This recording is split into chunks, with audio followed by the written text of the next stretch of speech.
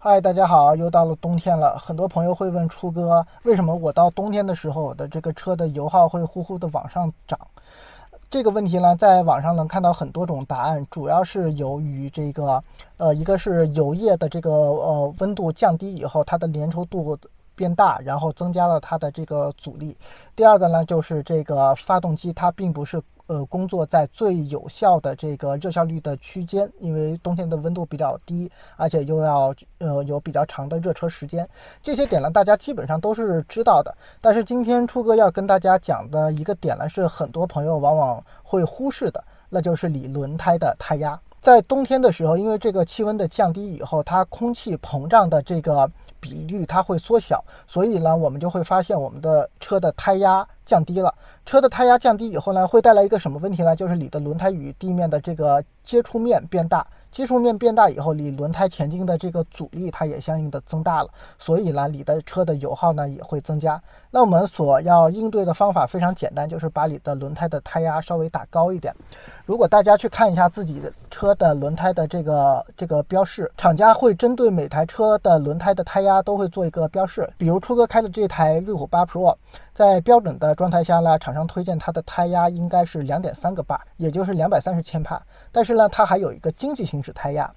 它的胎压是2.6个巴，也就是260千帕。也就是说，当你的轮胎冲到了2.6个巴的时候，它的胎压行驶的这种经济性是比2.3个巴的时候要好的。还是以我这台瑞虎8 Pro 举例，当我这台车在夏季的时候，我把胎压给打到2.3个巴以后，到冬季的时候，我会发现它的这个胎压已经降到了2.2或者是2.1个巴。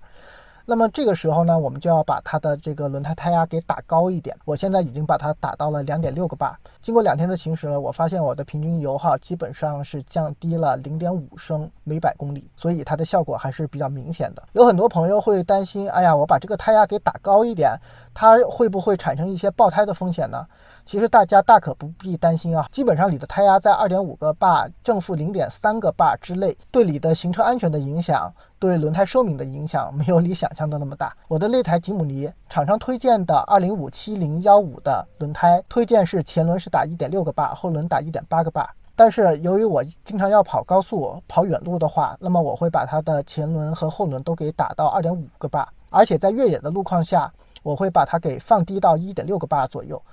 在这种情况下，那台吉姆尼已经跑了30多万公里了，我从来没有遇到过爆胎的这种情况。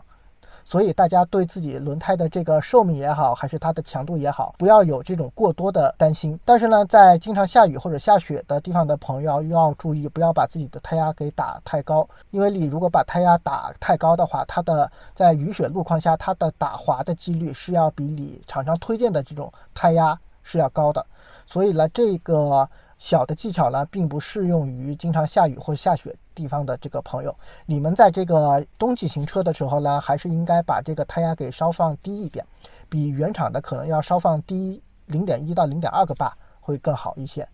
虽然油耗会增长一点，但是安全第一嘛，是吧？好了，今天的这个冬季降低油耗的小技巧就分享到这儿。大家如果还想知道什么，想跟初哥聊的，可以在评论区给初哥留言。好了，拜拜。